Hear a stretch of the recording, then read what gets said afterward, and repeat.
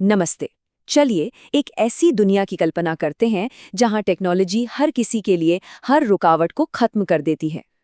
लाखों दिव्यांगजनों के लिए ये सिर्फ एक सपना नहीं, ये एक उम्मीद है। पर सवाल ये है कि असलियत में क्या हो रहा है। आज हम इसी पर बात करेंगे। देखेंगे कि टेक्नोलॉजी में कितना दम है और वो कौन सी खाई है जिसे पाटना अभी बाकी है, ताकि ये वादा सबके लिए हकीकत बन सके। और ये सब शुरू होता है एक बहुत ही सीधी और मजबूत सोच से। एक से ज्यादा दिव्यांगता से जूझ रहे लोगों को भी एक बेहतर जिंदगी का बराबर का हक है। ये सिर्फ कहने के लिए अच्छी बात नहीं है, ये एक मानवाधिकार है। और हमारी आज की पूरी बातचीत की नींव यही सोच है।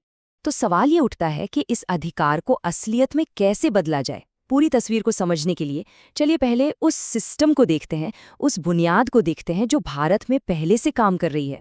इस पूरे सिस्टम की धुरी हैं 9 बड़े राष्ट्रीय संस्थान जो अलग अलग तरह की दिव्यांगता वाले लोगों की मदद के लिए ही बने हैं। ये संस्थान पूरे देश में फैले हुए हैं और एक तरह से इस पूरे सपोर्ट सिस्टम की रीढ़ की हड्डी हैं। अब देखिए, देहरादून में जो संस्थान है वो दृष्टिबाधित लोगों के लिए है, तो मुंबई वाला सुनने और बोलने में जिन्हें दिक्कत है उनके लिए है। मतलब हर एक संस्थान एक खास तरह की दिव्यांगता पर फोकस करता है और ये सब मिलकर पूरे देश में एक बहुत ही मजबूत रिहैबिलिटेशन नेटवर्क तैयार करते हैं। हाँ, लेकिन इनका काम सिर्फ इलाज तक ही सीमित नहीं है, उससे कहीं ज्यादा बड़ा है। ये संस्थान आने वाले प्रोफेशनल्स को ट्रेन करते हैं, सीधे लोगों को पुनर्वास सेवाएं देते हैं, जरूरी रिसर्च करते हैं और सबसे अहम बात, ये वोकेशनल ट्रेनिंग और जरूरी उपकरण देकर लोगों को आत्मनिर्भर बनाते हैं।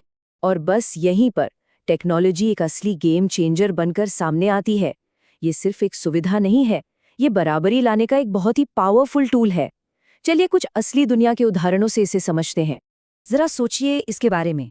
एक व्यक्ति जो देख नहीं सकता वो आज अपने बिल ऑनलाइन भर सकता है बिना किसी की मदद लिए। ये सिर्फ एक काम निपटाना नहीं है, ये आज़ादी है, ये आत्मसम्मान है। बिल्कुल वैसे ही एक व्हीलचेयर यूजर जिसके लिए शायद रोज कॉलेज कैंपस जाना मुश्किल हो, वो अब इंटरनेट के जरिए अपने घर बैठे बैठे ही हायर एजुकेशन हासिल कर सकता है। टेक्नोलॉजी ने सचमुच में शिक्षा की दीवारों को ही तोड़ दिया है। या फिर उस इंसान के बारे में सोचिए जिसके हाथ या पैर काम नहीं करते।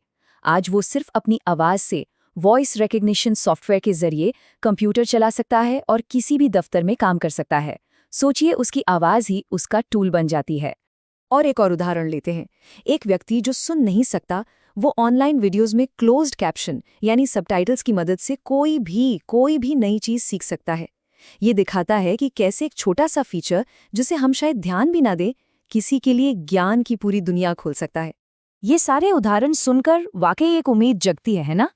पर अब हमें सिक्के का दूसरा पहलू भी देखना होगा, क्योंकि टेक्नोलॉजी के इन वादों और असलियत के बीच एक बहुत बड़ी खाई है। तो सबसे बड़ा और सीधा सवाल यही उठता है, भाई अगर ये सारी टेक्नोलॉजी मौजूद है तो फिर ये हर उस इंसान तक क्यों नहीं पहुंच रही जिसे इसकी जरूरत है? ये कनेक्शन आखिर टूट कहाँ रहा है? असल में इसके रास्ते में 4 बड़ी रुकावटें हैं। पहली है जागरूकता की कमी। बहुत से लोगों को तो पता ही नहीं है कि उनके लिए क्या-क्या टूल्स मौजूद हैं। दूसरी है ट्रेनिंग, मतलब टेक्नोलॉजी तो है पर उसे इस्तेमाल करने का हुनर सिखाने वाले कम हैं। तीसरी और बहुत बड़ी रुकावट है लागत। ये डिवाइस, सॉफ्टवेयर और इंटरनेट कनेक्शन अक्सर महंगे होते हैं। और आखिर में जो शायद सबसे बड़ी बाधा है वो है डिज़ाइन। ज़्यादातर वेबसाइट्स, ऐप्स और कियोस्क इस तरह से बनाए ही नहीं जाते कि दिव्यांगजन उन्हें आसानी से इस्तेमाल कर सकें। तो फिर सवाल वही है, इन दीवारों को तोड़ा कैसे जाए? चलिए अब सिर्फ समस्याओं की बात नहीं करते, उन समाधानों पर नजर डालते हैं जो एक नया रास्ता दिखा सकते हैं। और आपको जानकर हैरानी होगी कि एक बहुत ही पावरफुल समाधान पहले से ही मौजूद है। इसका नाम है यूनिवर्सल सर्विस फंड यानी यूएसएफ। ये एक ऐसा फंड है जो टेलीकॉम सर्विसेज पर लगने वाले सरचार्ज से बनता है और इसका एक ही मकसद है, टेक्नोलॉजी को सब तक पहुंचाना। सही मायने में ये वो पैसा है जो डिजिटल दुनिया के दरवाजे हर किसी के लिए खोल सकता है। लेकिन अब जो तस्वीर सामने आती है वो सच में चौंकाने वाली है। एक तरफ इस फंड में पैसा बहुत है, बहुत सारा। लेकिन दूसरी तरफ दिव्यांगजनों तक टेक्नोलॉजी पहुंचाने वाले प्रोजेक्ट्स पर खर्च हुई रकम ना के बराबर है।